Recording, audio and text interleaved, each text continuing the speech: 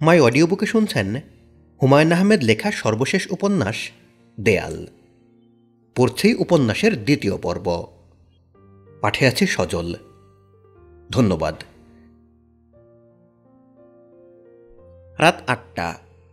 শফিক অবন্তীর পড়ার ঘরে বসে আছে। তাকে চা দেওয়া হয়েছে।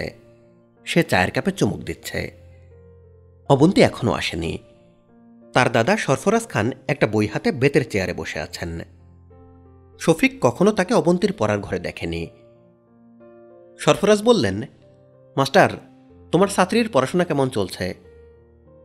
শফিক বলল, ভালো। সরফরাজ বললেন, গৃহশিক্ষক বিষয়টাই আমার অপছন্দ। আইন করে গৃহশিক্ষকতা উঠিয়ে দেওয়া প্রয়োজন বলে আমি মনে করি। কেন জানো? জি না। ছাত্রছাত্রীরা গৃহশিক্ষকের উপর নির্ভরশীল হয়ে পড়ে। নিজেরা কিছু বুঝতে চায় না, কষ্ট করতে চায় না। আমার কথায় যুক্তি আছে না?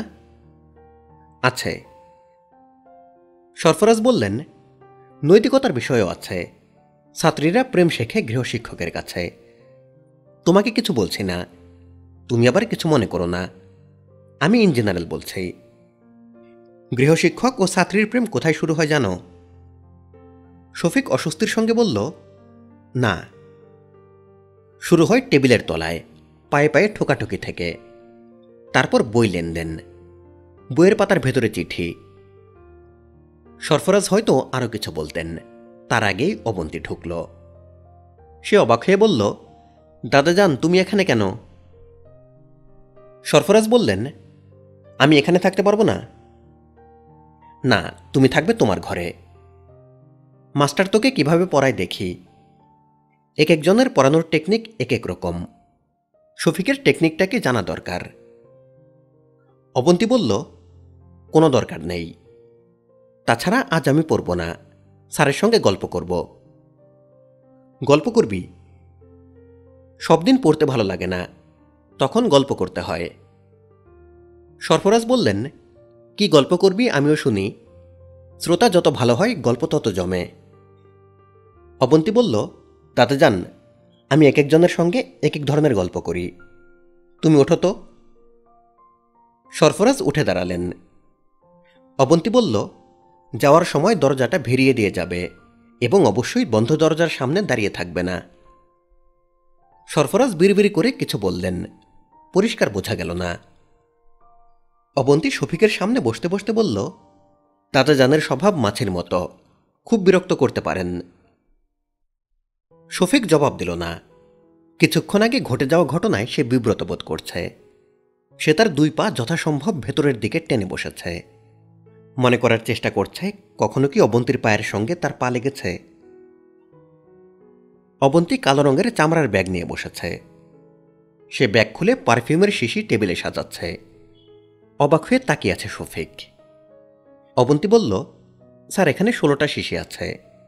আপনি প্রতিটি পারফিউমের গন্ধ শুঁকবেন, তারপর বলবেন সবচেয়ে সুন্দর গন্ধ কোনটা, সবচেয়ে কম ভালো গন্ধ কোনটার। শফিক বলল, আচ্ছা ঠিক আছে। অবন্তী বলল, আমার 16তম জন্মদিন উপলক্ষে আমার মা 16টা পারফিউম পাঠিয়েছেন। তিনি জানতে চেয়েছেন কোনটার গন্ধ আমার সবচেয়ে ভালো লাগলো। শফিক বলল, উনি নিশ্চয়ই জানতে চাননি আমার কোনটা ভালো লাগলো। অবন্তী বলল, উনি জানতে চাননি, কিন্তু আমি জানতে চাচ্ছি। আচ্ছা স্যার, আপনি কি জার্মান ভাষা জানেন? শফিক বলল, বাংলা ভাষাই ঠিক মতো জানি না, জার্মান কিভাবে জানব? কেন বলো তো? অবন্তী বলল, আমি একটা লেখা লিখেছি, আমার অভিজ্ঞতা নিয়ে লেখা। আমি এই লেখাটা আমার মাকে পড়াতে চাই। মা স্প্যানিশ ও জার্মান ছাড়া অন্য কোনো ভাষা জানেন না। তিনি যখন আমাকে চিঠি লেখেন, তখন সেই চিঠি কাউকে দিয়ে ইংরেজিতে অনুবাদ করিয়ে দেন। অবশ্য মূল চিঠি সবসময় সঙ্গে থাকে। শফিক বলল, আমার পরিচিত একজন আছেন, নাম রাধানাথ। তিনি পৃথিবীর অনেক ভাষা জানেন, বিরাট পণ্ডিত মানুষ।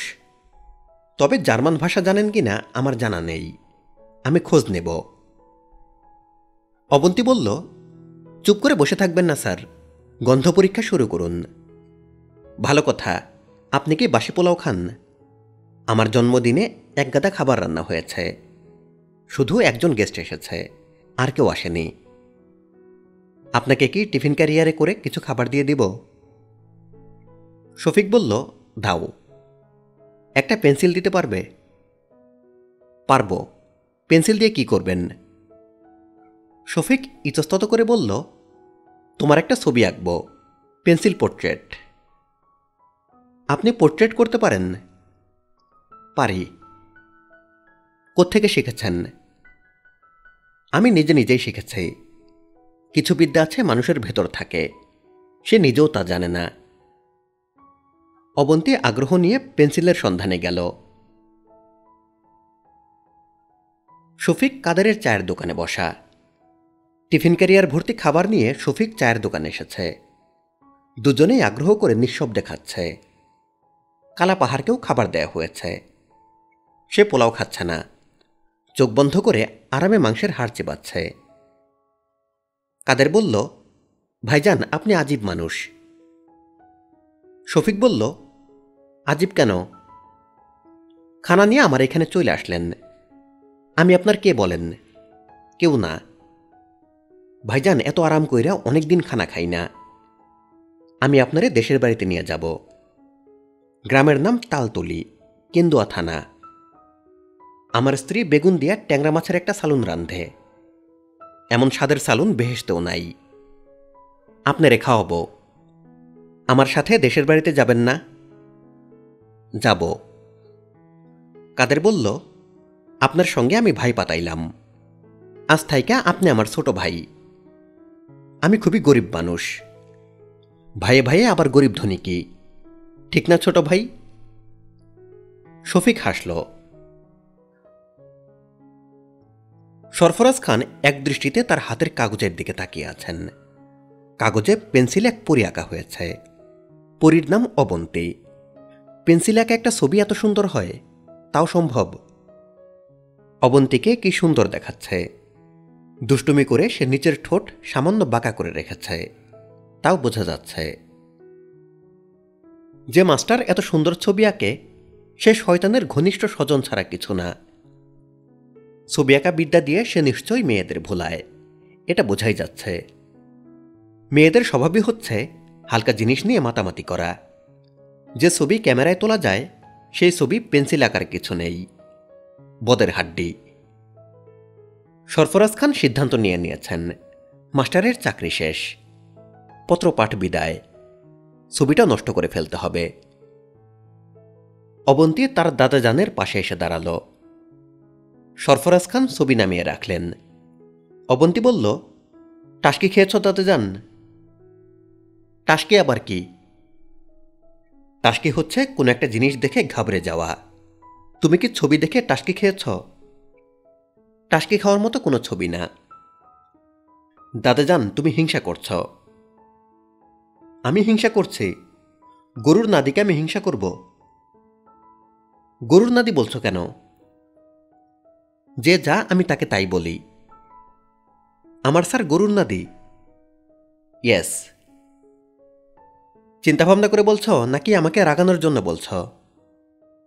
চিন্তাভাবনা করেই বলছে। দাদাজান শোনো, আমি তোমার সঙ্গে বাস করব না। কোথায় যাবি? আমি আমার স্বামীর কাছে চলে যাব। কার কাছে চলে যাবি? স্বামীর কাছে, to my beloved husband. Sarfaraz Khan কঠিন চোখে অবন্তীর দিকে তাকিয়ে আছেন। অবন্তীও তাকিয়ে আছে, তবে অবন্তীর মুখ হাসি হাসি। সরফরাজ উঠে দাঁড়ালেন। অবন্তী বলল, কোথায় যাচ্ছ? সরফরাজ বললেন, ঘুমাতে যাচ্ছি, আর কোথায় যাব? আমার ছবি সঙ্গে নিয়ে যাচ্ছ কেন? ছবি রেখে যাও। এই ছবি আমি বাঁধিয়ে আমার শোবার ঘরে রেখে দেব। সরফরাজ খান বিরক্ত গলায় বললেন, বাড়াবাড়ি করিস না।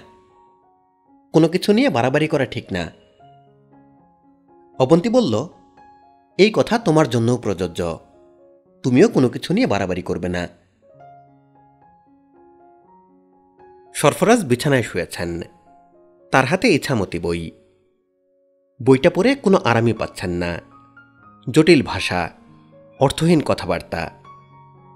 তারপরেও বই শেষ করতে হবে। নিশ্চয় বইয়ের কোথাও না কোথাও বদমাস্টার কোনো ইশারা দিয়েছে, পেন্সিল দিয়ে আন্ডারলাইন করেছে। সরফরাজ ইছামতি পড়ছেন। রাজারামের ভগ্নী তিনটির বয়স যথাক্রমে ৩০, ২৭ ও ২৫। তিলুর বয়স সবচেয়ে বেশি বটে, কিন্তু ৩ ভগ্নীর মধ্যে সেই সবচেয়ে দেখতে ভালো। এমনকি তাকে সুন্দরী শ্রেণীর মধ্যে সহজেই ফেলা যায়। তিলুর মধ্যে পাকা সবরি কলার মতো একটু লালচে ছোপ থাকায় উনুনের তাতে কিংবা গরম রোদ্রে মুখ রাঙা হয়ে উঠলে বড় সুন্দর দেখায় ওকে। তন্নি সুঠাম সুকেশী, বড় বড় চোখ, চমৎকার হাসি। তিলুর দিকে একবার চাইলে হঠাৎ চোখ ফেরানো যায় না। সরফরাজ বই বন্ধ করলেন। মাস্টারের ব্যাপারটা এখন বোঝা যাচ্ছে। অবন্তী হচ্ছে তার তিলু। আরও কিছু দূর এগোলেই ব্যাপারটা পরিষ্কার হবে। দেখা যাবে তিলু প্রেমে পড়েছে তার গৃহশিক্ষকের। এই গৃহশিক্ষক আবার পেন্সিল দিয়ে ছবি আঁকতে পারে। সরফরাজ মনে মনে বললেন, হারামজাদা, ঘুঘু দেখেছ, ফাঁদ দেখনি। তুমি আমাকে চেনো না, আমি সরফরাজ খান। দাঁড়াও, তোমার শিক্ষা সফরের ব্যবস্থা করছে, বইটা আগে শেষ করি। সরফরাজ পাঠে মন দিলেন। তবে তিলু শান্ত পল্লী বালিকা। ওর চোখে যৌবন চঞ্চল কটাক্ষ নেই। বিয়ে হলে এতদিন ছেলে মেয়ের মা ৩০ বছরের অর্ধপ্রৌঢ়া গিন্নি হয়ে যেত তিলু। বিয়ে না হওয়ার দরুন ওদের ৩ বোনই মনে প্রাণে এখনও সরলা বালিকা। আদরে আবদারে, কথাবার্তায়, ধরন ধারণে সব রকমেই। দরজায় খটখট শব্দ হচ্ছে। হাতের বই নামিয়ে সরফরাজ বললেন, কে?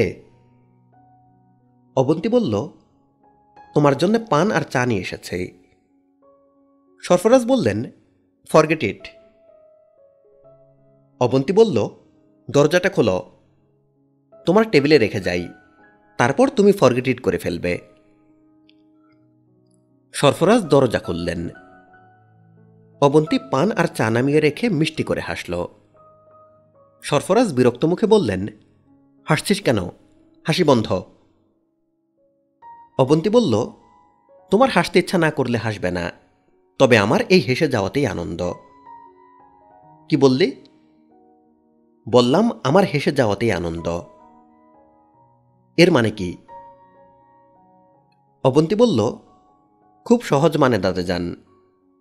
কেউ হেসে আনন্দ পায়, কেউ কেঁদে আনন্দ পায়। আনন্দটাই প্রধান, হাসা বা কাঁদাটা কোনো ব্যাপার না। সরফরাজ বললেন, সারাক্ষণ এমন উদ্ভট কথা কেন বলিস? অবন্তী বলল, আমার এই উদ্ভট কথাতেই আনন্দ। রাগ করতে গিয়েও সরফরাজ খান রাগ করতে পারলেন না, হেসে ফেললেন। অবন্তী বলল, দাদাজান, তুমি যখন হাসো তখন তোমাকে কি যে সুন্দর লাগে, অথচ তুমি সারাক্ষণ মুখটাকে রামগরুরের ছানা করে রাখো। রামগরুর ছানা আবার কি?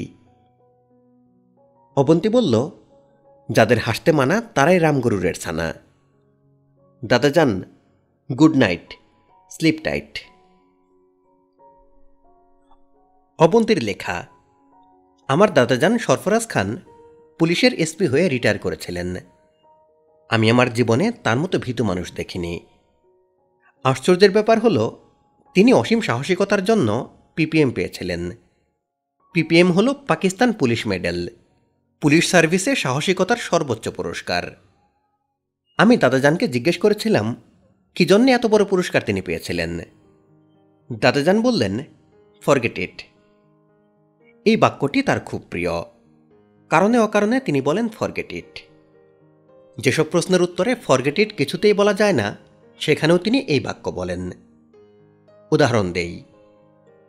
আমি একদিন বললাম, দাদাজান, বাজার থেকে মাগুর মাছ নিয়ে এসেছে, মটরশুঁটি দিয়ে রান্না করবে নাকি আলু দিয়ে?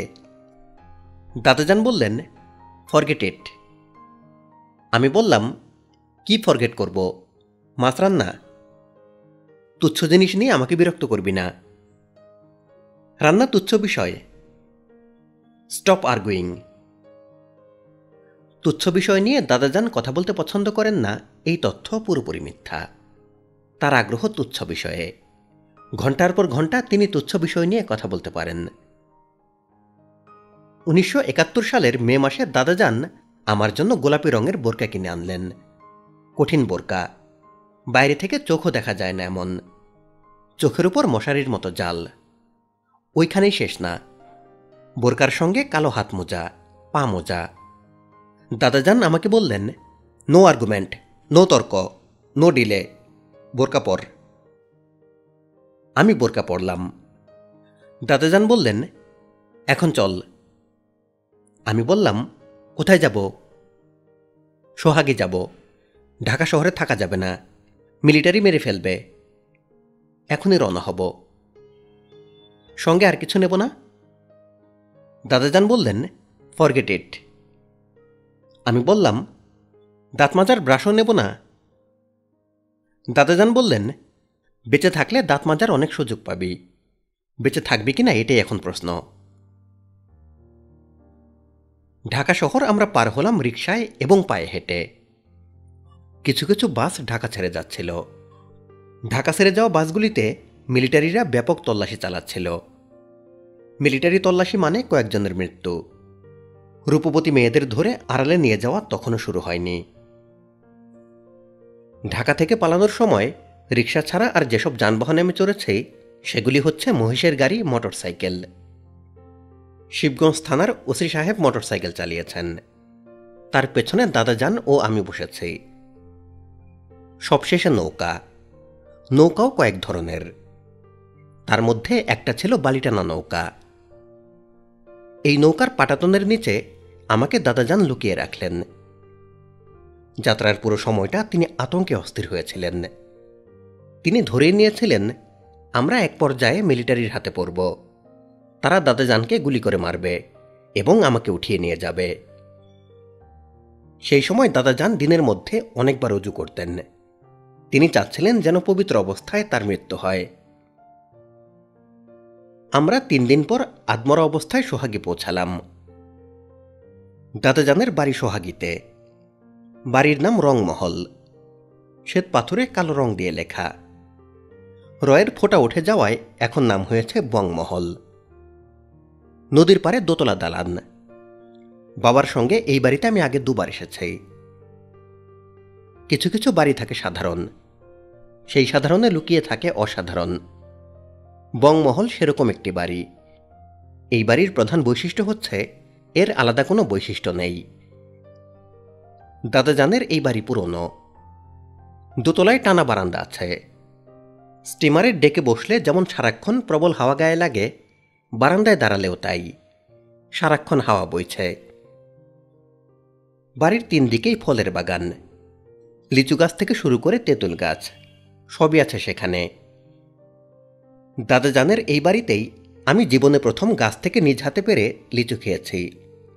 লিচু মিষ্টি না, টক, লবণ দিয়ে খেতে হয়।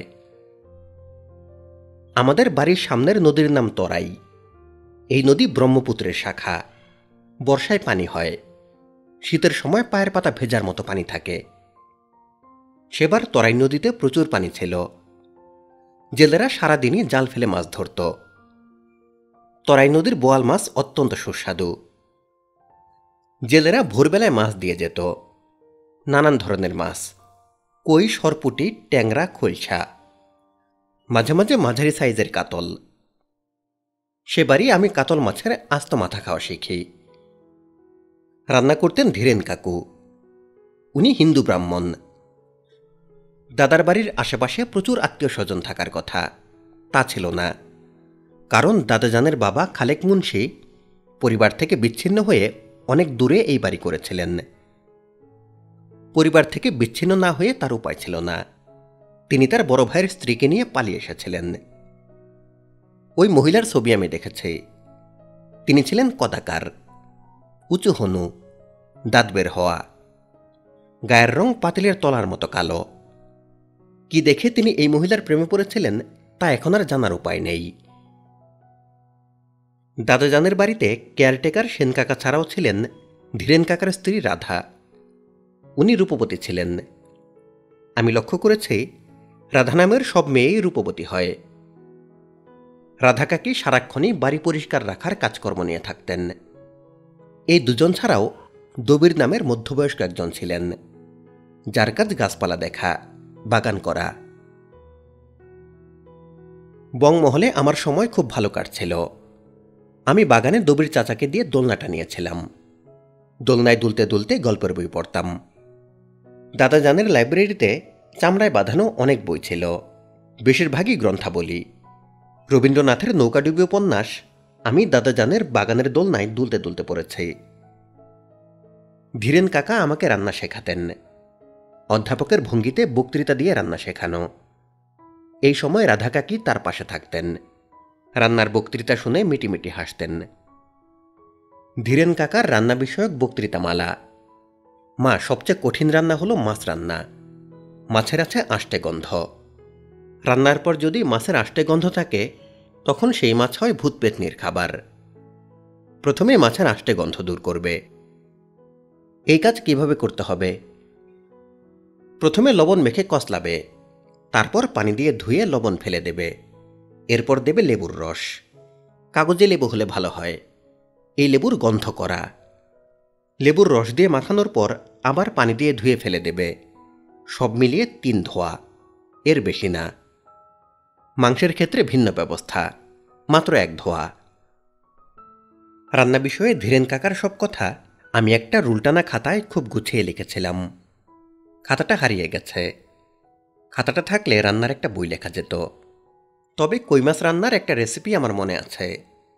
রেসিপিটা এরকম: একটা কই মাছ সরিষা বাটা, লবণ এবং একটা ঝাল কাঁচামরিচ দিয়ে মাখিয়ে কলাপাতায় মুড়ে ভাতের মার ফেলা অবস্থায় হাঁড়িতে ঢুকিয়ে দেওয়া।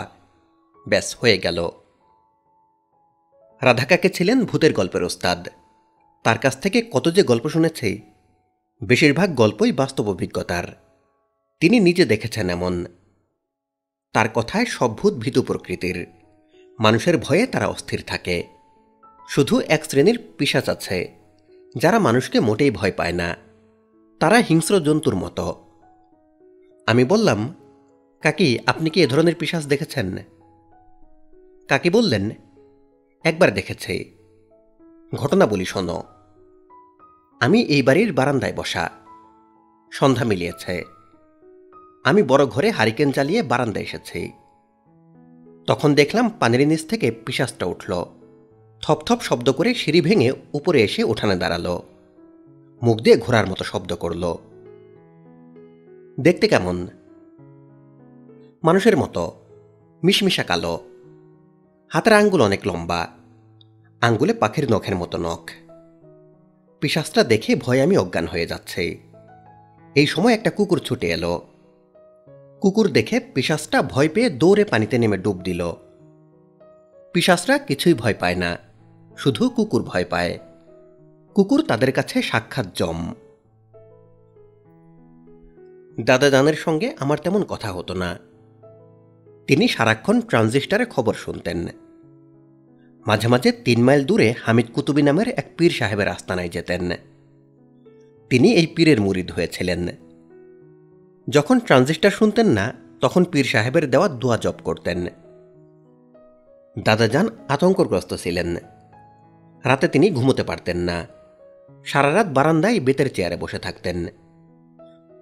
ভবিষ্যৎ জানার জন্যে তিনি এক রাতে ইস্তেখারা করলেন। ইস্তেখারায় দেখলেন একটা প্রকাণ্ড ধবধবে সাদা পাখি, যার চোখ টকটকে লাল। সে আকাশ থেকে নেমে আমার চুল কামড়ে ধরে আকাশে উঠে গেছে। আমি চিৎকার করছি, বাঁচাও বাঁচাও দাদাজান, আমাকে বাঁচাও। দাদাজান আমাকে বাঁচানোর জন্য হেলিকপ্টারে উঠে গেলেন। সেই হেলিকপ্টার আবার চালাচ্ছে একজন পাকিস্তানি পাইলট। হেলিকপ্টার চালাবার ফাঁকে ফাঁকে সে পিস্তল দিয়ে পাখিটাকে গুলি করছে। কোনো গুলি পাখির গায়ে লাগছে না, লাগছে অবন্তীর গায়ে। দাদাজানের পীর হামিদ কুতুবী স্বপ্নের তাবির করলেন। কি তাবির তা দাদাজান আমাকে বললেন না। তবে তিনি আরও অস্থির হয়ে পড়লেন। চারদিক থেকে তখন ভয়ঙ্কর সব খবর আসতে শুরু করেছে। মিলিটারিরা গানবোট নিয়ে আসছে, বাড়িঘর জ্বালিয়ে দিচ্ছে, নির্বিচারে মানুষ মারছে, অল্প বয়সী মেয়েদের উঠিয়ে নিয়ে যাচ্ছে, এইসব। একসময় আমাদের অঞ্চলে মিলিটারি চলে এলো। খাতিমনগরে মিলিটারির গানবোট ভিড়ল। দাদাজানের বাড়ি থেকে খাতিমনগর বাজার 2 মাইল দূরে। খবর শোনা মাত্র দাদাজান আমাকে নিয়ে তার পীর সাহেবের হুজুরাখানায় উপস্থিত হলেন। বিশাল এলাকা জুড়ে পীর সাহেবের হুজুরাখানা। চারদিকে দেয়াল, দেয়ালের উপর কাঁটাতার, দুর্গের মতো ব্যাপার। হুজুরাখানার ভেতরে 2টি মাদ্রাসা আছে, একটি ছেলেদের একটি মেয়েদের। 2টি হাফেজি মাদ্রাসা, কোরআন শরীফ মুখস্থ করানো হয়। হুজুরাখানার পেছনে পীর সাহেবের দোতলা বাড়ি। একতলায় থাকেন পীর সাহেবের প্রথম স্ত্রী, তার কোনো সন্তানাদি নেই। দোতলায় থাকেন পীর সাহেবের দ্বিতীয় স্ত্রী, তার নাম জুলেখা। এই স্ত্রীর গর্ভে একটি সন্তান আছে, তার নাম জাহাঙ্গীর। তিনি কোরআনে হাফেজ, রূপবান এক যুবক, নম্র এবং ভদ্র। মেয়েদের মতো চোখে গাঢ় করে কাজল দেন। তার সঙ্গে বেশ কয়েকবার আমার দেখা হয়েছে। তিনি কখনো মাথা তুলে তাকাননি। হুজুরাখানার পুরুষদের মেয়েদের দিকে চোখ তুলে তাকানোর নিয়ম নেই। আমি পীর সাহেবের সামনে বসে আছি, আমার পাশে দাদাজান। পীর সাহেব নামাজের ভঙ্গিতে বসেছেন। তার বয়স অনেক, তবে তিনি শারীরিকভাবে মোটেই অশক্ত না। পীর সাহেবের ডান হাতে তসবি, তসবির দানাগুলি নীল রঙের, অনেক বড় বড়। তিনি এক মনে তসবি টেনে যাচ্ছেন। ঘরে আরও কয়েকজন ছিল, তাদের হাতেও তসবি। পীর সাহেবের নির্দেশে তারা বেরিয়ে গেল। একজন এসে ফর্সি হুক্কা দিয়ে গেল। পীর সাহেব হুক্কায় টান দিতে দিতে বললেন, সরফরাজ, তোমার এই নাতনির মা বিদেশিনী, সেটা জানলাম। তার ধর্ম কি? খ্রিস্টান, ক্যাথলিক খ্রিস্টান। পীর সাহেব বললেন, মুসলমান ছেলে খ্রিস্টান বিবাহ করতে পারে। নবীজি মরিয়ম নামের এক খ্রিস্টান কন্যাকে বিবাহ করেছিলেন। তার গর্ভে এক পুত্র সন্তান হয়েছিল। সন্তানের নাম ইব্রাহিম। এখন আমার প্রশ্ন, তোমার পুত্রের সঙ্গে খ্রিস্টান মেয়ের বিবাহ কি ইসলাম ধর্মমতে হয়েছে? জি হুজুর। আলহামদুলিল্লাহ, এটা একটা সুসংবাদ। তুমি কি তোমার নাতনিকে আমার এখানে রাখতে চাও? জি জনাব। মেয়ের বাবা কোথায়? মেয়ের বাবা কোথায় আমি জানি না। আমার ছেলে 3 বছর বয়সের মেয়েকে এনে আমার কাছে রেখে স্পেনে চলে যায়। এরপর তার আর কোনো খোঁজ জানি না। সে কি জীবিত আছে? তাও জানি না। পীর সাহেব বললেন, জিনের মাধ্যমে তোমার পুত্রের সংবাদ আমি এনে দিতে পারি, সেটা পরে দেখা যাবে। এই মেয়ের নাম কি? অবন্তী। এটা কেমন নাম? তার বাবা রেখেছে। সন্তানের সুন্দর ইসলামী নাম রাখা মুসলমানের কর্তব্য। আমি এই মেয়ের নাম রাখলাম মাইমুনা। মাইমুনা নামের অর্থ ভাগ্যবতী। দাদাজান চুপ করে রইলেন। পীর সাহেব আমার দিকে তাকিয়ে বললেন, তুমি কি কোরআন মজিদ পাঠ করতে পারো? আমি বললাম, পারি। কে শিখিয়েছে? তোমার খ্রিস্টান মা? না, আমার দাদাজান আমার জন্য একজন হুজুর রেখে দিয়েছিলেন। হুজুরের নাম বলবো? পীর সাহেব বললেন, নাম বলতে হবে না। তুমি কথা বেশি বলো, কথা কম বলবে। তোমার অজু আছে? জি না। যাও, অজু করে এসে আমাকে কোরআন মজিদ পাঠ করে শোনাও। সূরা ইয়াসিন পাঠ করবে। আমি সূরা ইয়াসিন পড়লাম। পীর সাহেব বললেন, পাঠ ঠিক আছে, শুকর আলহামদুলিল্লাহ। সরফরাজ, তোমার নাতনি মাইমুনাকে আমি জুলেখার হাতে হাওলা দিয়ে দিব। সে নিরাপদে থাকবে, তবে তাকে কঠিন পর্দার ভেতর থাকতে হবে। আমার এখানে তাই নিয়ম। দাদাজান বললেন, আপনি যেভাবে বলবেন সেভাবেই সে থাকবে। পীর সাহেবের কাছে থাকার সময় খবর পেলাম দাদাজানের বাড়িতে মিলিটারি এসে উঠেছে। মিলিটারি ক্যাপ্টেন ঘাঁটি হিসেবে বাড়ি পছন্দ করেছেন। তাদের নিরাপত্তার জন্যে বাড়ির চারিদিকের সব গাছপালা কাটার নির্দেশ দেওয়া হয়েছে। ধীরেন কাকা ও তার স্ত্রীকে যে মিলিটারিরা গুলি করে মেরেছে, এই খবর তখনও আসেনি। দাদাজান আমাকে রেখে চলে গেলেন। যাওয়ার আগে অনেকক্ষণ জড়িয়ে ধরে কাঁদলেন। আমার হাতে 100 টাকার নোটে 2000 টাকা দিলেন এবং আমাকে অবাক করে দিয়ে বললেন, আমার ব্যক্তিগত পিস্তলটা তোকে দিয়ে যাচ্ছি, ভালো করে দেখে নে, 12 রাউন্ড গুলি ভরা আছে। সেফটি কাচ লাগানো অবস্থায় ট্রিগার চাপলে গুলি হবে না। সেফটি কাচ কিভাবে খুলতে হয় দেখ, এইভাবে। আমি বললাম, সেফটি কাচ খোলার কায়দা জেনে আমি কি করব? কাকে আমি গুলি করে মারব? দাদাজান বললেন, কাউকে মারবি না, জিনিসটা জানা থাকলো। আমি বললাম, তুমি কোথায় যাবে? জানি না কোথায় যাব, ঢাকায় যেতে পারি। মিলিটারিরা তোমার বাড়ি দখল করে বসে আছে, তাদের কিছু বলবে না? না। পীর সাহেবের এই বাড়িতে আমি কতদিন থাকব? মিলিটারির গোষ্ঠী বিদায় না হওয়া পর্যন্ত থাকবি। আমি মাঝে মধ্যে এসে খোঁজ নিব। পিস্তলটা লুকিয়ে রাখবি। পিস্তলের বিষয়টা কেউ যেন না জানে। কেউ জানবে না। পীর সাহেবের বাড়িতে আমার জীবন শুরু হলো। খুব যে কষ্টকর জীবন তা না। দোতলার সর্ব উত্তরের একটা ছোট্ট ঘর আমাকে দেওয়া হলো। ঘরে একটাই জানালা।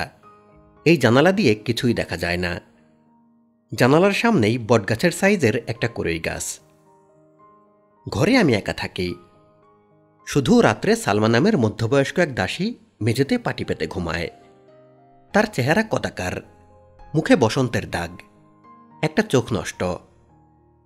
মানুষ হিসেবে সে অসাধারণ। মানসিক সৌন্দর্যের কাছে তার শারীরিক ত্রুটি সম্পূর্ণ ঢাকা পড়েছিল। প্রথম রাতেই সে আমাকে বলল, আম্মা জি, আপনি ভয় খায়েন না, আমি আছি। আমি বললাম, ভয় পাবো কি জন্যে? সালমা বলল, আপনার বয়স অল্প, আপনি হুরের মতো সুন্দর, কিংবা কে বলবে হুরের চেয়েও সুন্দর। আমি তো আর হুর দেখি নাই। আপনার মতো মেয়ে ছেলের কাইকে কাইকে বিপদ। আপনি সাবধানে চলবেন। আমার একটাই নয়ন, এই নয়ন আপনার উপর রাখলাম। আমি বললাম, একটা নয়ন আমার উপর রেখে দিলে কাজকর্ম করবেন কিভাবে? তার চেয়েও বড় কথা, নয়ন আপনি আমার উপর রাখছেন কি জন্যে? সালমা বলল, ছোট মার হুকুম। ছোট মা হল পীর সাহেবের দ্বিতীয় স্ত্রী। তার নাম জুলেখা বিবি। তার একটিই সন্তান, জাহাঙ্গীর। জাহাঙ্গীর কোরআনে হাফেজ। জুলেখা বিবি আরামে ও আলস্যে সময় কাটান। বেশিরভাগ সময় চুল এলিয়ে উবু হয়ে বসে থাকেন। তখন তার কাপড়ের ঠিক থাকে না। এই নিয়ে তার কোনো মাথা ব্যথাও দেখা যায় না। মনে হয় তিনি তার সুন্দর শরীর দেখাতে পছন্দ করেন। তার মতো রূপবতী মেয়ে আমি কম দেখেছি। প্রায় নগ্ন এই মহিলাকে একজন দাসী তার চুলে বিলি করে দেয়। চুলের উকুন বাছে। সপ্তাহে 2 দিন বাটা মেহেন্দি মাথায় দিয়ে দেয়। আরেকজন দাসী তার পায়ের পাতায় তেল ঘষে। এই দাসীরাই তার কাজা নামাজ আদায় করে। রোজার সময় তার হয়ে রোজা রাখে। তিনি নামাজ রোজা কিছুই করেন না। এই অদ্ভুত মহিলার উপর প্রতি অমাবস্যা রাতে কিসের যেন আছর হয়। তখন তিনি জন্তুর মতো গো গো শব্দ করতে থাকেন। তার মুখ দিয়ে লালা পড়ে। তিনি পুরুষের গলায় বলেন, শোল গরম হইছে, শৈলে পানি দে, বরফ পানি দে। তখন তার গায়ে বালতি বালতি বরফ পানি ঢালা হয়। অমাবস্যা উপলক্ষ করেই বরফকল থেকে চাকচাক বরফ কেনা হয়। আছরগ্রস্ত অবস্থায় তার 3 দাসী ছাড়া অন্য কেউ সামনে যায় না। পীর বাড়িতে আমার জীবনযাত্রাটা বলি। সূর্য ওঠার আগে সালমা আমাকে ডেকে তোলে। আমাকে ঘাটে নিয়ে যায় গোসল করার জন্যে। ঠান্ডায় গোসলের এই কাজ খুব কষ্টকর। পুকুর ভর্তি বালি মাছ। গোসলের সময় এই মাছ সারাক্ষণ পায়ে ঠোকর দেয়, বিশ্রী লাগে। ফজরের আজানের পর নামাজের জন্য দাঁড়াতে হয়। ইমামতি করেন পীর সাহেব। মেয়েদের ও 12 বছরের নিচের বালকদের আলাদা নামাজের ব্যবস্থা। পুরুষদের নামাজ এবং মেয়েদের নামাজ একসঙ্গেই হয়, তবে মাঝখানে দেয়াল আছে। নামাজের সময় মেয়েরা ইমামকে দেখতে পারে না, তবে তার কথা শুনতে পারে। ফজরের নামাজের পরপর মেয়েরা যে যার ঘরে চলে যায়। এই সময় বাধ্যতামূলকভাবে সবাইকে কোরআন পাঠ করতে হয়। সকালে নাস্তার ডাক এলে কোরআন পাঠ বন্ধ হয়। নাস্তা হিসেবে থাকে রাতের বাসি পোলাও ও বাসি মাংস। জোহরের নামাজের পর দুপুরের খাওয়ার ডাক আসে। দুপুরে গণখাবার রান্না হয়। প্রতিবারই 150 থেকে 200 মানুষ খায়। বাড়ির মেয়েরা এই খাবার খেতে পারে, কিংবা নিজেদের জন্য মাছ, ডাল, সবজিও খেতে পারে। রাতের খাবার এশার নামাজের পর। রাতের খাবার পীরবাড়ির বাইরের কেউ খেতে পারে না। জিনেরা রাতের খাবারে অংশগ্রহণ করে বলে রাতে সবসময় পোলাও ও মাংস থাকে, গরুর মাংস না, খাসি কিংবা মুরগি। জিনেরা নাকি গো মাংস পছন্দ করে না। আমি সালমাকে বললাম, জিনেরা রাতে খেতে আসে? সালমা বলল, সব দিন আসে না, মাঝে মধ্যে আসে। পীর বাবার জিন সাধনা, এই কারণেই আসে। মাসে একবার জিন মিলাদ পড়ায়। আপনি জিন দেখেছেন? আমি জিন দেখি নাই, তয় একবার তারার মিলাদে ছিলাম। জিনের ক্যানক্যানা মেয়ে ছেলের মতো গলা। মিলাদের শেষে জিনমুলুকের তবারক ছিল, সবুজ কিশমিশ। খেতে কেমন? মিষ্টি, তয় সামান্য ঝালভাবও আছে। আপনি যখন আছেন জিনের মিলাদ নিজের চোখে দেখবেন। জিনমুলুকের ফল ফ্রুট ইনশাল্লাহ খাবেন। পীর বাবার সঙ্গে এক সন্ধ্যাবেলায় মিলিটারি ক্যাপ্টেন দেখা করতে এলেন। তার নাম শামস আরমান, সবাই ডাকত ক্যাপ্টেন শামস। জিনের মিলাদ দেখার জন্যে আন্তরিক আগ্রহ প্রকাশ করলেন। পীর বাবা ক্যাপ্টেন সাহেবের আগ্রহ দেখে বিশেষ ব্যবস্থায় জিনের মিলাদের আয়োজন করলেন। ক্যাপ্টেন সাহেবের আগমন উপলক্ষে বিশেষ খাবারের আয়োজন হল। 2টি খাসি জবাই করা হল, খাসির রেজালা, মুরগির রোস্ট এবং পোলাও। ক্যাপ্টেন সাহেবের উপস্থিতির কারণে জিনের মিলাদে বাড়ির মেয়েরা উপস্থিত থাকতে পারল না। ক্যাপ্টেন সাহেব জিনের মিলাদ দেখে হতভম্ব হয়ে গেলেন। তারপর থেকে তিনি প্রায়ই পীর বাবার হুজুরাখানায় আসতে শুরু করলেন। ক্যাপ্টেন সাহেবের আগ্রহে পীর বাবা খাতিমনগরে শান্তি কমিটির চেয়ারম্যান হয়ে গেলেন। হুজুরাখানার সবাই খুশি। পাকিস্তানের সেবা করার সুযোগ পাওয়া গেল। এই প্রথম হুজুরাখানার মূল গেটে পাকিস্তানের পতাকা উঠতে লাগল। পতাকাটা অদ্ভুত। পতাকার মাথায় কায়েদে আজম মোহাম্মদ আলী জিন্নার বাধাই করা ছবি, তার নিচে পতাকা। সারা দেশে তখন ভয়ঙ্কর অবস্থা চলছে। দেশের মানুষ জীবন বাঁচানোর জন্যে পালিয়ে ইন্ডিয়া চলে যাচ্ছে। মিলিটারিরা নির্বিচারে মানুষ মারছে, মেয়েদের ধরে নিয়ে যাচ্ছে, আর আমরা আছি পরম সুখে। পীর বাবার হুজুরাখানা সমস্ত ঝামেলা থেকে মুক্ত। এখানে প্রতি জুম্মাবারে পাকিস্তানের জন্য দোয়া হয়, মিলাদ হয়। একবার খবর পাওয়া গেল জিনেরা বাগদাদে বড় পীর সাহেবের মাজারে মিলাদ করেছে। তারা জানিয়েছে বাংলাদেশ কখনো স্বাধীন হবে না, দুষ্কৃতিকারীরা সবাই মারা পড়বে। জিনেরা নাকি মানুষের চেয়ে কিছু কিছু বিষয়ে উন্নত, তারা ভবিষ্যৎ দেখতে পারে। জুন মাসের 8 তারিখ দুপুরে পীর বাবা আমাকে ডেকে পাঠালেন। তার মুখ অস্বাভাবিক গম্ভীর। হুজুরাখানায় তিনি ছাড়া আর কেউ নেই। তার এক হাতে তসবি, অন্য হাতে হুক্কার নল। পীর বাবা বললেন, তোমার সঙ্গে কি কখনো পাকিস্তানি মিলিটারির ক্যাপ্টেন শামসের দেখা হয়েছে? আমি বললাম, না। পীর বাবা বিরক্ত গলায় বললেন, ভাবনা চিন্তা করে জবাব দাও। তিনি অবশ্যই তোমাকে দেখেছেন। তুমি আমবাগানে আম কুড়াতে গিয়েছিলে, তোমার সঙ্গে আরেকজন ছিল। জি, সালমা ছিল। আমরা পেছনের গেট দিয়ে বাগানে গিয়েছিলাম। বোরকা ছিল না? জি না। ক্যাপ্টেন শামস তোমাকে দেখেছেন এবং আমার কাছে বিবাহের পয়গাম পাঠিয়েছেন। তুমি দেশের অবস্থা জানো না। দেশের যে অবস্থা, তাতে পাকিস্তানি মিলিটারির প্রস্তাব অগ্রাহ্য করা অসম্ভব। আমি চুপ করে বসে আছি। পীর বাবাও চুপ করে আছেন, তামাক টেনে যাচ্ছেন। এক সময় নীরবতা ভঙ্গ করে ছোট্ট নিঃশ্বাস ফেলে বললেন, আমি ক্যাপ্টেন সাহেবকে বলেছি এই মেয়েটির আমার ছেলে জাহাঙ্গীরের সঙ্গে বিবাহ হয়েছে। মিথ্যা কথা বলেছি। মহাবিপদে জীবন রক্ষার জন্য মিথ্যা বলা যায় যাচ্ছে। তোমাকে যে কোথাও পাঠাবো সেই উপায় নাই। তোমার দাদা কোথায় আছেন তাও জানি না। এমন অবস্থায় জাহাঙ্গীরের সঙ্গে তোমার বিবাহ দেওয়া ছাড়া আমার উপায় নাই। আগামী শুক্রবারে বা জুম্মা তোমার বিবাহ। এখন সামনে থেকে যাও। একটা কথা মনে রাখবা, যা ঘটে আল্লাহ পাকের হুকুমেই ঘটে। তার হুকুমের বাইরে যাওয়ার আমাদের কোনো উপায় নাই। জাহাঙ্গীরের সঙ্গে তোমার বিবাহ আল্লাহর হুকুমেই হবে, আমার হুকুমে না। আমাকে ঘরে তালাবদ্ধ করে রাখা হলো। শুক্রবার বাদ জুম্মা 10,001 টাকা কাবিনে আমার বিয়ে হয়ে গেল। এতদিন জানতাম মেয়ে 3 বার কবুল না বলা পর্যন্ত কবুল হয় না। সেদিন জানলাম লজ্জাবশত যেসব নারী কবুল বলতে চায় না, তারা রেহেলের উপর রাখা কোরআন শরীফ 3 বার স্পর্শ করলেই কবুল হয়। আমার হাত ধরে জোর করে 3 বার কোরআন শরীফ ছুঁয়ে দেওয়া হলো। বিয়ের অনুষ্ঠান শেষ হতে হতে মাগরিবের নামাজের সময় হয়ে গেল। আর তখন শুরু হলো নানান ঝামেলা। একদল মুক্তিযোদ্ধা হুজুরাখানা লক্ষ্য করে এলোপাথারি গুলি করা শুরু করল। মুক্তিযোদ্ধা নামে একটা দল যে তৈরি হয়েছে, তারা যুদ্ধ শুরু করেছে, এই বিষয়ে আমি কিছুই জানতাম না। মুক্তিযোদ্ধারা কিছুক্ষণ গুলি করে চলে গেল। তাদের গুলিতে কারো কিছু হলো না, শুধু ইরাজ মিয়া নামের একজনের হাতের কবজি উড়ে গেল। সে বিকট চিৎকার শুরু করল, আম্মাজি আমারে বাঁচান, আম্মাজি আমারে বাঁচান। মুক্তিযোদ্ধাদের ভয়ে কেউ তাকে হাসপাতালে বা ডাক্তারের কাছে নিয়ে গেল না। ক্যাপ্টেন শামস জিপে করে দলবল নিয়ে এলেন। মিলিটারিরা আকাশের দিকে ঝাঁকাঝাঁকি গুলি ছুড়ে চলে গেল। সে রাতে অমাবস্যা ছাড়াই জুলেখা বিবির উপর জিনের আসর হল। আজকের আসর অন্য দিনের চেয়েও ভয়াবহ।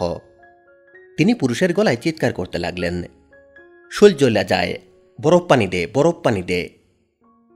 ঘরে বরফ নেই। দাসীরা তার গায়ে কলসি কলসি পানি ঢালতে লাগল, তাতে তার জ্বলুনি কমল না। একতলার একটা বড় ঘরে পালঙ্কের উপর আমি বসে আছি, স্বামীর জন্য অপেক্ষা। এই ঘরেই বাসর হবে। ঘরে আগরবাতি জ্বালানো হয়েছে। বাসরের আয়োজন বলতে এইটুকুই। আমার স্বামী হাফেজ মোহাম্মদ জাহাঙ্গীর এলেন শেষ রাতে। তাকে বিব্রত ও ক্লান্ত দেখাচ্ছে। আগে তিনি যেমন আমার দিকে চোখ তুলে তাকাতেন না, এখনও তাকাচ্ছেন না। তিনি খাটে বসতে বসতে কয়েকবার হাই তুললেন। আমি সহজ ভঙ্গিতে বললাম, ইরাজ মিয়ার চিৎকার শোনা যাচ্ছে না, সে কি মারা গেছে?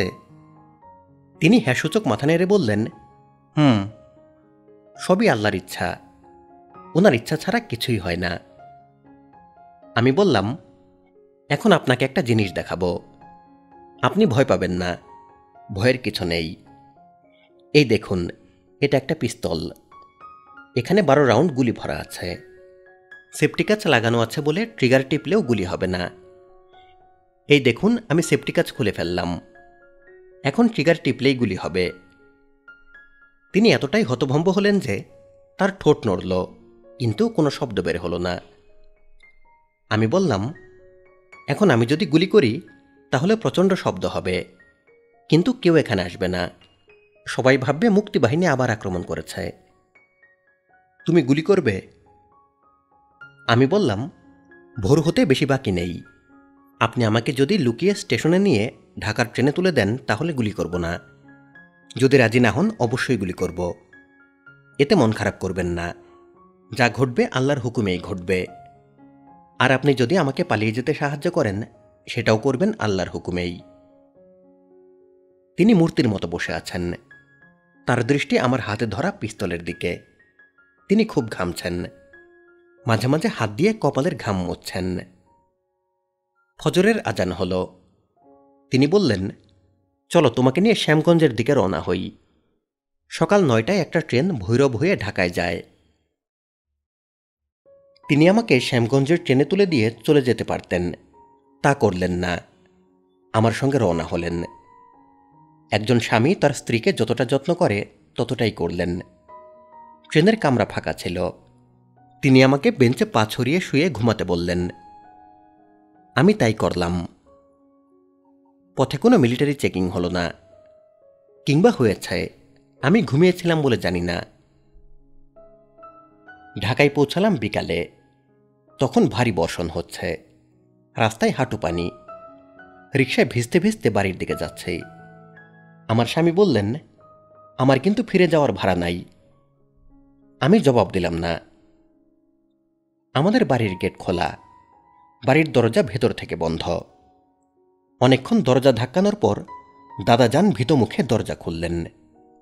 তিনি দাড়ি রেখেছেন, মুখ ভর্তি দাড়ির জঙ্গলে তাকে চেনা যাচ্ছে না। আমাকে দেখে তিনি ভূত দেখার মতো চমকে উঠলেন। টেনে ঘরে ঢুকিয়ে দরজা বন্ধ করে দিলেন। আমার মনেই পড়ল না, একজন মানুষ গেটের বাইরে দাঁড়িয়ে বৃষ্টিতে ভিজছে, তার ফিরে যাওয়ার ভাড়া নেই। দাদাজান স্তব্ধ হয়ে হুজুরাখানার সব গল্প শুনলেন। ক্যাপ্টেন শামসের আগমন, আমার বিবাহ, কিছুই বাদ গেল না। দাদাজান মেঝের দিকে তাকিয়ে আমার চোখে চোখ না রেখে বললেন, বিয়ের পর বচ্চার সঙ্গে শারীরিক কিছু কি হয়েছে? আমি বললাম, না। দাদাজান হাফ ছেড়ে বললেন, তাহলে বিবাহ বৈধ হয় নাই। জাহাঙ্গীর হারামজাদাটাকে আমি লাথি দিয়ে বিদায় করছি। দাদাজান হয়তো হাফেজ জাহাঙ্গীরকে লাথি দিয়ে বিদায় করতেই ঘর থেকে বের হলেন। ফিরলেন তাকে সঙ্গে নিয়ে। তিনি এতক্ষণ ঝুম বৃষ্টিতে ভিজছিলেন। দাদাজান বললেন, তুমি আমার নাতনিকে কষ্ট করে পৌঁছে দিয়েছ, এই জন্য তোমাকে ধন্যবাদ। শুকনা কাপড় দিচ্ছে, কাপড় পরো। খাবার দিচ্ছে, খাবার খেয়ে বিদায় হয়ে যাও। আমার নাতনি তোমাকে তালাক দিয়েছে, কাজেই এখন আর তুমি তার স্বামী না।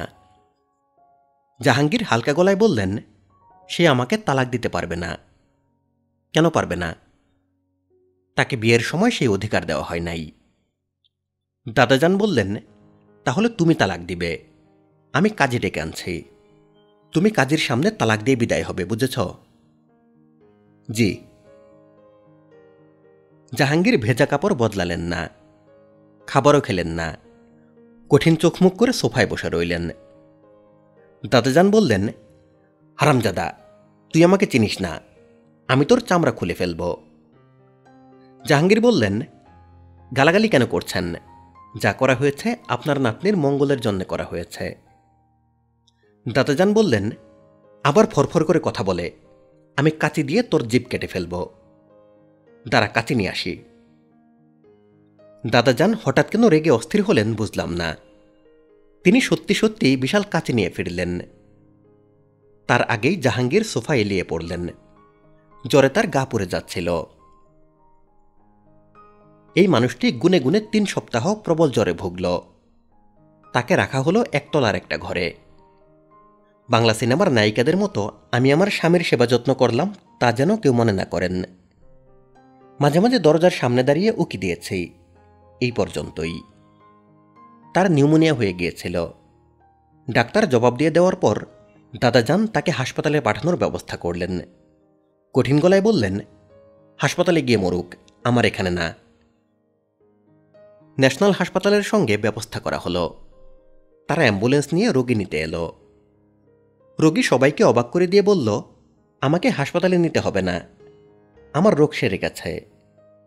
আমার বাপজানের মৃত্যু হয়েছে, আমি এখন গদিনসীন পীর। দাদাজান বললেন, তোমাকে কে বলেছে? জিনের বাদশা এসে বলে গেছে? তিনি এই প্রশ্নের জবাব না দিয়ে আমার দিকে তাকিয়ে বললেন, আল্লাপাক যখন কাউকে বিপদ দেন তখন পরপর 3 বার দেন।